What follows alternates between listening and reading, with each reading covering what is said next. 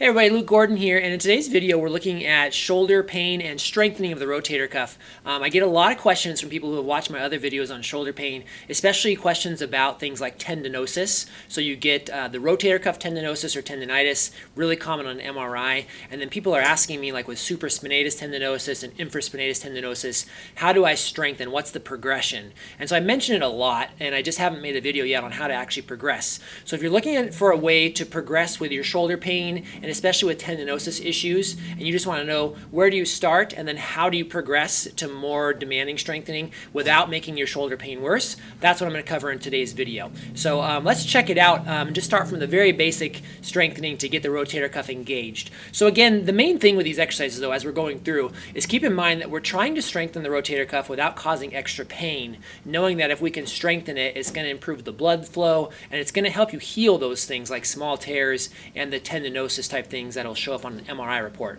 So that's what we're trying to do. Ultimately, if you can get your pain level down and you can increase your strength, then you can start to use your arm again. So things like reaching, throwing, lifting, even just sleeping on that side.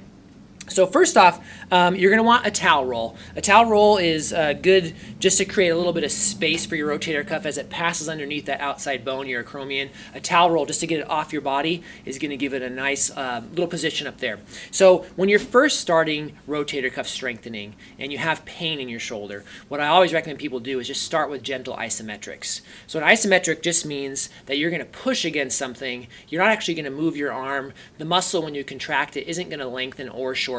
It's just going to stay the same length, which is what isometric means, same length.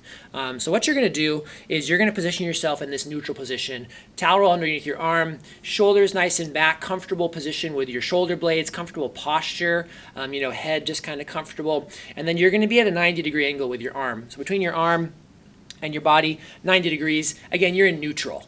And then all you need to do is from there, figure out something that you can push your arm out into.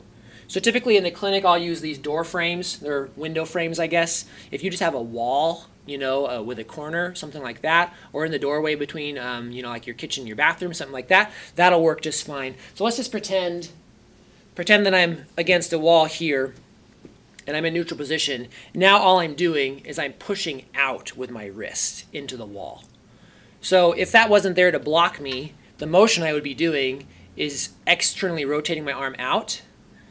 And that's what we're doing. We're pushing, we're activating those external rotator cuff muscles there, external rotators, so supraspinatus, infraspinatus, and we're just doing a gentle contraction of the muscle. Again, the muscle isn't really moving, it's not lengthening or shortening, it's just a gentle isometric contraction.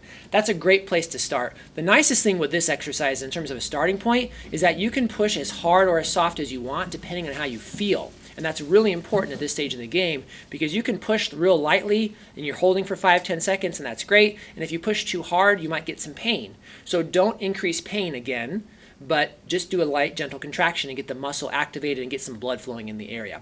So that's where you start. That's isometrics. After isometrics, and you get to the point over, let's say, a period of weeks where now you can push, and you can push as hard as you want, and you don't get any pain. That, to me, is a great indicator that you're ready to move on to the next stage, which would be concentric exercises, which this is your typical rotator cuff strengthening with a resistance band where you're pulling out. So you're just pulling out against a weight there. So, for example, you've got your band anchored into your wall at home, and, oops. Gonna lock that in.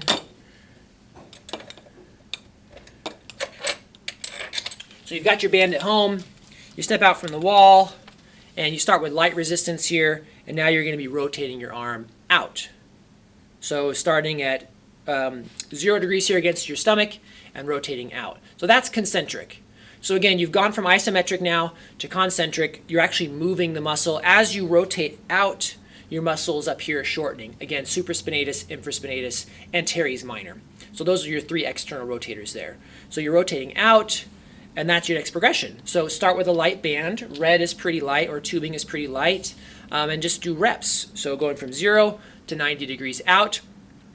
Technique-wise, again, nice posture here. You don't want your shoulders rounded. You don't want your arm curled in front of your body. You just want to be nice and neutral, head and neck in a neutral position.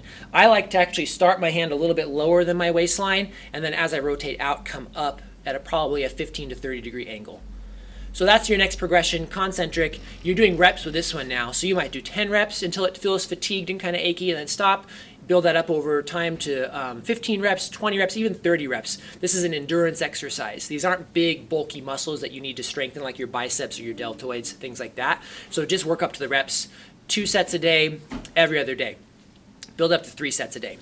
So that's the next progression. And then the third progression, which I have a video about this one as well, is where you're now going to get into eccentric strengthening. So you've gone from isometric to concentric, now you're going to eccentric strengthening. Same position, and I've got a whole video on this, which I'll pop up above here as well if you want to get a little more detailed. But essentially with eccentric then, now you're going out, same exact exercise, but you're going a real slow count back to where you started.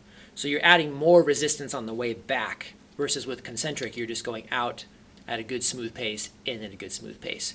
So that's the only real difference with eccentric, is that you're really focusing on that return trip where your muscles are still engaged, but now they're lengthening as you're challenging them versus shortening them, shortening the muscles. So those are the basic 3. Progress from isometric to concentric to eccentric, keeping in mind that you're trying to improve blood flow, you're trying to improve healing, and you're not trying to increase pain. So that's my basic progression. I hope that helps. The last thing I want to throw in at the end actually too is that that's all done in a neutral position.